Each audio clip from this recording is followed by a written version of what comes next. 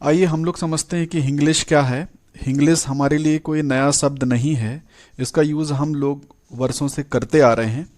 Actual में हिंदी हमारे देश की मातृभाषा है, लेकिन इंग्लिश लैंग्वेज का देश में प्रवेश होने के बाद इंग्लिश को बहुत सारे शब्दों, खासकर टेक्नोलॉजी एंड साइंस के शब्दों को हिंदी में समाहित कर लिया गया है और दैनिक बोलचाल की भाषा में हिंदी क्रियाओं के साथ इंग्लिश वर्ड्स को डायरेक्ट उपयोग किया जा रहा है। अब हिंदी प्योर हिंदी न रहकर हिंग्लिश बन गई है। आप देख सकते हैं कि हम अपने दैनिक बातचीत में, बोलचाल की भाषा में हिंग्लिश का ही इस्तेमाल कर रहे हैं। आइए हम इस उदाहरण से समझते हैं। पहला पर्सन बोलता है आप कहाँ गए थे, तो फिर दूसरा पर्सन उसका जवाब देता है कि मैं लाइब्रेरी तक गया था, मुझे बुक इशू करानी थी। अब आप यहाँ पर देख सकते हैं कि लाइब्रेरी और बुक इशू दो इंग्लिश वर्ड्स का यहाँ पर यूज़ किया गया है और जो कि पॉपुलर हैं। तो यदि कोई कहे मैं पुस्तकालय तक गया था, मुझे पुस्तक प्रदाय करानी थी, तो यह एकदम इम्प्रैक्टिकल है और बोलचाल की भाषा में वर्तमान में नहीं है। तो आप देख सकते हैं कि Hinglish has become much much popular. अब अगले इस एग्जाम्पल में हम समझते हैं कि इंग्लिश और हिंदी टेक्स्ट में क्या अंतर है और हमें अभी जो हिंदी में या इंग्लिश में पढ़ाया जा रहा है उसमें हम क्या उसमें क्या गैप है और क्या अंतर आ रहा है। तो पहले इंग्लिश टेक्स्ट पढ़ते हैं। यह फिजिक्स का एक छोटा सा पैराग्राफ है। तो इंग्लिश में पढ़ते हैं, capacitor is a major component of two ends used in electric circuit. If two or more conductors are kept close apart by an insulating medium, then this arrangement is called capacitor. These conductors have equal and opposite charges. अब हम इसी को हिंदी में पढ़ते हैं, जो कि Hindi books में इस तरह का जो पैराग्राफ है वो लिखा जाता है। हमारी जो हिंदी मीडियम की किताबें हैं उसमें इस तरह से जो है लिखा हुआ है पैराग्राफ, जिसको हम पढ़ते हैं। संधारित्र विद्युत परिपथ में प्रयुक्त दो सिरों का एक प्रमुख घटक है। यदि दो या दो से अधिक कंडक्टरों को एक इंसुलेट माध्यम से अलग रखा जाता है तो इस व्यवस्था को संधारित्र कहा जाता है। इन कंडक्टरों पर समान और विपरीत चार्ज होते हैं।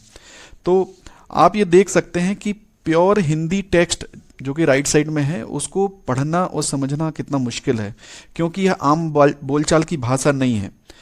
भारतवर्ष में किताबों को या तो इंग्लिश में लिखा जा रहा है या टिपिकल हिंदी में लिखा जा रहा है, जिससे विद्यार्थियों को बहुत सारी समस्याओं का सामना करना पड़ रहा है। खासकर वे विद्यार्थी जो हिंदी मीडियम में पढ़ते हैं और इसके बाद हायर स्टडीज़ के लिए उन्हें इंग्लिश में पढ़ना पड़ता है और वहाँ पर इस तरह की बहुत सारी दिक्कतों का सामना करना पड़ता है। अब आप देखिए यहाँ पर जो एक वर्ड है संधारित्र, यह बहुत ही अच्छा वर्ड है जो हिंदी में यूज़ किया गया है, लेकिन ये बोलचाल की भाषा में नहीं है। आप देखें कि इसका जो बोलचाल की भाषा में जो वर्ड है वो कैपेसिटर है।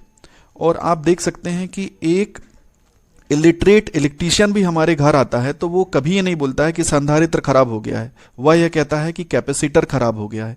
तो capacitor is a general term. So यहाँ पर जो टिपिकल हिंदी वर्ड्स हैं ये हम यूज़ करेंगे तो हमें पूरे विषय को समझने में बहुत डिफ़िकल्टी होती है। यहाँ पर कुछ वर्ड हाईलाइट किए गए हैं, आप देख सकते हैं।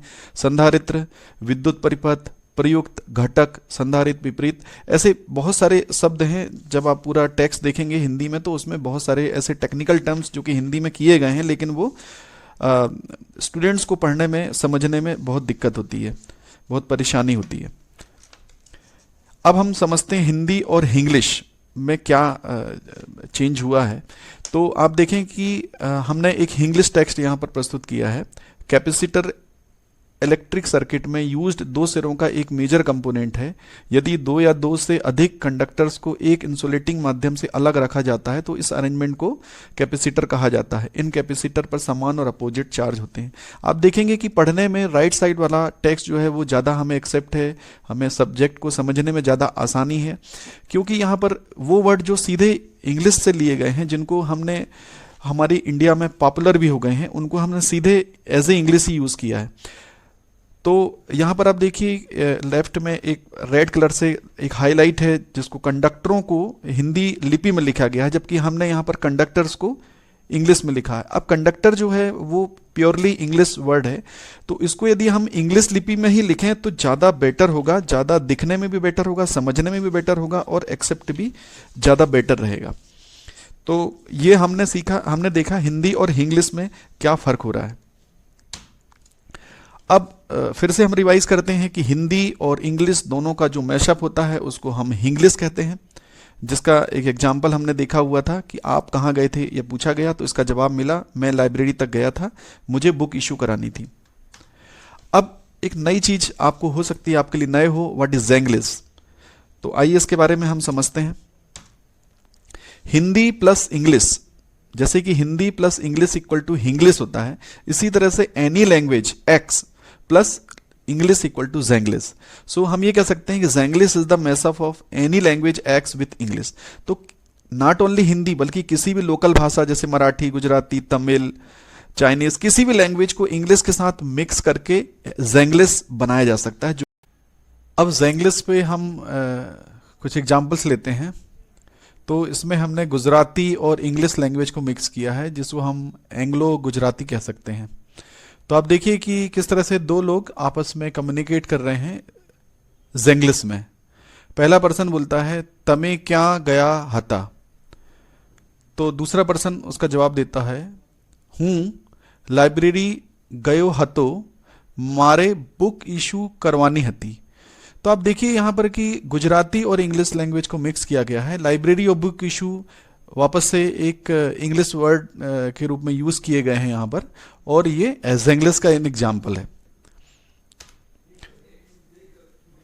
दूसरे एग्जाम्पल में हम देखते हैं कि मराठी और इंग्लिश को मिक्स करके हमने एंग्लो मराठी बनाया है, जिसे इस तरह से देख सकते हैं एग्जाम्पल में, तुम्ही कुठे गेले होते। तो जवाब में उसको मिलता है मी लाइब्रेरी गेलो होतो, मला बुक इशू कराची होती। तो आप देखिए कि हर लैंग्वेज में, चाहे वो लोकल लैंग्वेज हो, नेशनल लैंग्वेज हो, सभी लैंग्वेज में इंग्लिश को मिक्स करके बोलने का प्रचलन बढ़ गया है। जैसे हम चूंकि हमने एक्स में कोई भी लैंग्वेज यूज़ किया है उसको हम ज़ेंग्लिश बोलते हैं। तो यह जो एक एग्जाम्पल है जो ये बता रहा है कि हमें आज के समय में बोलचाल की भाषा में क्या परिवर्तन आया है, कुछ और है। ये जो गैप है, इसी गैप के कारण सबसे अधिक समस्या आ रही विषय को समझने में, सब्जेक्ट को समझने में और कॉन्सेप्ट को समझने में। तो इसी तरह से जो दूसरी भाषा की लोकल भाषा है, मराठी है, तमिल है, गुजराती है, तो वो स्टूडेंट्स भी एक्चुअल में ज़ेंग्लिश में थिंक करते हैं, ज़ेंग्लिश में स्पीक करते हैं, लेकिन पढ़ते समय या तो वो लोकल भाषा में पढ़ते हैं या इंग्लिश में पढ़ते हैं या लिखते हैं। तो सबसे बेस्ट होगा कि आप ज़ेंग्लिश में जब आप सोचते हैं, ज़ेंग्लिश में जब आप बोलते हैं, तो आपको ज़ेंग्लिश में ही राइटिंग करना चाहिए और ज़ेंग्लिश में ही रीडिंग करना चाहिए। अब which one is the best, आप देख सकते हैं कि एक कोटेशन यहां पर लिखा हुआ है, जिस भाषा में हम सोचते और बोलते हैं वह भाषा हार्ट और माइंड के सबसे अधिक नजदीक होती है और हम चीजों को बेस्ट तरीके से समझ सकते हैं। तो यहां पर इंग्लिश के बारे में यदि हम बात करें तो इंग्लिश हमारी बोलचाल की भाषा है, सोचने की भाषा है, तो वह हमें पढ़ने और लिखने में भी सबसे अधिक मदद करने वाली है। अब आगे हम देखते हैं कि क्या स्टेप हमें लेना चाहिए। तो आप देख सकते हैं कि English and Zenglish are the only languages for the survival of Hindi and local languages in India. यदि इंडिया में, भारतवर्ष में हिंदी का सर्वाइवल बना रहे तो इसके लिए ज़रूरी है कि हम इंग्लिश में या ज़ेंग्लिश में सारे टेक्स्ट अवेलेबल कराएं। बोलचाल की भाषा जो है हमारी इंग्लिश है या ज़ेंग्लिश है, लोकल लैंग्वेज में है विथ इंग्लिश, तो हमें वही अपने पढ़ने लिखने में भी विद्यार्थियों को उपलब्ध कराने चाहिए। क्योंकि जिस स्पीड से इंग्लिश मीडियम स्कूल एवं विद्यार्थी बढ़ रहे हैं, यदि यही स्पीड रहा तो आने वाले समय में हमारा हिंदी का सर्वाइवल और इंग्लिश का सर्वाइवल भी मुश्किल हो जाएगा। इसलिए हिंदी के लॉन्ग टर्म सर्वाइवल के लिए या लोकल लैंग्वेज के लॉन्ग टर्म के सर्वाइवल के लिए हमें इंग्लिश और ज़ेंग्लिश को प्रमोट करना चाहिए। अब देखिए क्या स्टेप हैं, 3 स्टेप्स आपको यहां पर बताए जा रहे हैं। Number 1, books and study materials should be made available in English and Zenglish from primary school to higher studies up to PhD and more, including research publications।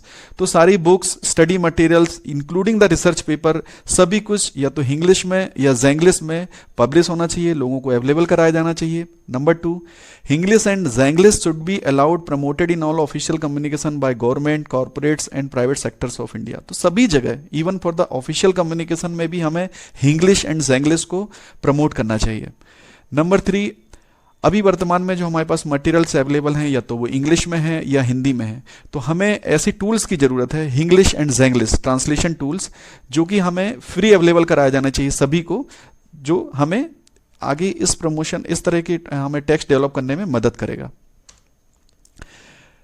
Tej computing ने English translation tool में सफलता प्राप्त की है और Tej computing has developed world's first English translation tool to help the students to convert English paragraph into Hinglish.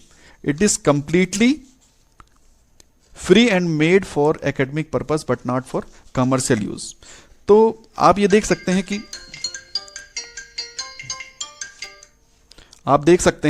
कि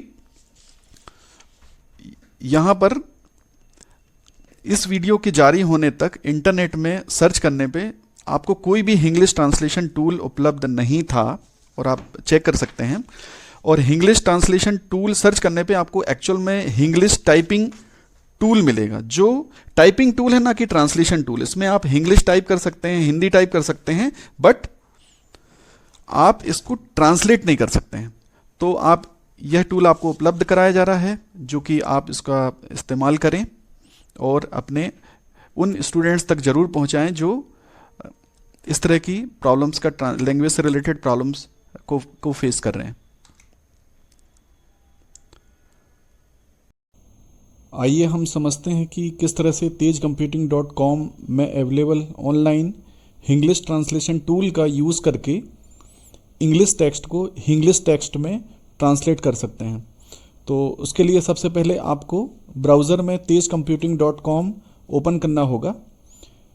इसके बाद इसमें 2 स्टेप आपको दिए हुए हैं। फर्स्ट स्टेप में आपको लैंग्वेज सेलेक्ट करना है, आपको इंग्लिश में ट्रांसलेट करना है। तो आप सबसे पहले लैंग्वेज हिंदी सेलेक्ट करें और यहाँ पर आपको सेकेंड स्टेप में अंग्रेजी पैराग्राफ पेस्ट करने को कहा गया है। तो हम गूगल से किसी मेडिकल साइंस या टेक्नोलॉजी किसी पैराग्राफ को हम लोग कॉपी करके पेस्ट करते हैं। तो अब साइट ओपन करते हैं और कोई भी पैराग्राफ यहाँ से हम इसको कॉपी करते हैं, और कॉपी करने के बाद इसको हम तेज कंप्यूटिंग की साइट पर जाकर नंबर 2 स्टेप में अंग्रेजी पैराग्राफ पेस्ट करते हैं। तो जब आप इसको पेस्ट करते हैं, फिर आपको 4 स्टेप में बटन क्लिक करने को कहा गया है। तो आप स्टेप नंबर 1 में क्लिक करें, फिर आप स्टेप नंबर 2 में क्लिक करें, फिर आप स्टेप नंबर 3 में क्लिक करें, और लास्ट में इंग्लिश में अनुवाद करें, स्टेप 4 को क्लिक करें। जैसे ही आप स्टेप 4 को क्लिक करते हैं तो आपके सामने एक ट्रांसलेटेड इंग्लिश टेक्स्ट आउटपुट की तरह आपको प्रेजेंट होगा, जिसमें 3 सेक्शन है इस पेज में। इंग्लिश टेक्स्ट, दूसरा सेक्शन है इंग्लिश टेक्स्ट, और तीसरा है हिंदी टेक्स्ट। तो पहला टेक्स्ट है इंग्लिश टेक्स्ट, जिसमें हिंदी एंड इंग्लिश को मिक्स करके आपको इसका आउटपुट दिखाया गया है, पैराग्राफ दिखाया गया है। और नंबर 2 सेक्शन में इंग्लिश टेक्स्ट है जो आपने इनपुट दिया था, और एक है हिंदी टेक्स्ट तीसरे नंबर पे, जो हिंदी में ट्रांसलेटेड टेक्स्ट है। तो नंबर 1 टेक्स्ट जो है वो हम थोड़ा सा 1-2 लाइन पढ़कर देखते हैं। पेरिकार्डियम मानव हृदय चेस्ट के बाईं ओर सिचुएटेड होता है और एक तरल पदार्थ से भरी कैविटी के विदिन घिरा होता है, जिसे पेरिकार्डियल कैविटी कहा जाता है। पेरिकार्डियल कैविटी की वॉल्स और लाइनिंग एक मेम्ब्रेन से बना होता है, जिसे पेरिकार्डियम कहा जाता है। तो आप देख सकते हैं कि इंग्लिश टेक्स्ट स्टूडेंट्स को सब्जेक्ट को अंडरस्टैंड करने में बहुत हेल्प करने वाला है, क्योंकि इसमें टेक्निकल टर्म्स इंग्लिश में और जो बोलचाल के टर्म्स हैं वो हिंदी में दिए हुए हैं, जो उसके माइंड और हार्ट के बहुत नज़दीक है, जो सब्जेक्ट को समझने में, पढ़ने में, स्टडी करने में हेल्प करेगा।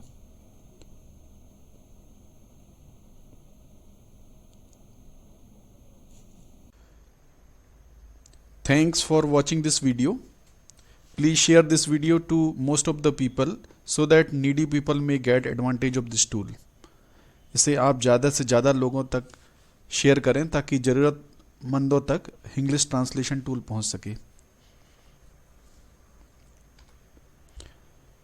For any query or feedback, contact tejcomputing@gmail.com, and also subscribe this Tej Computing channel to get innovative tools and technologies. Thanks once again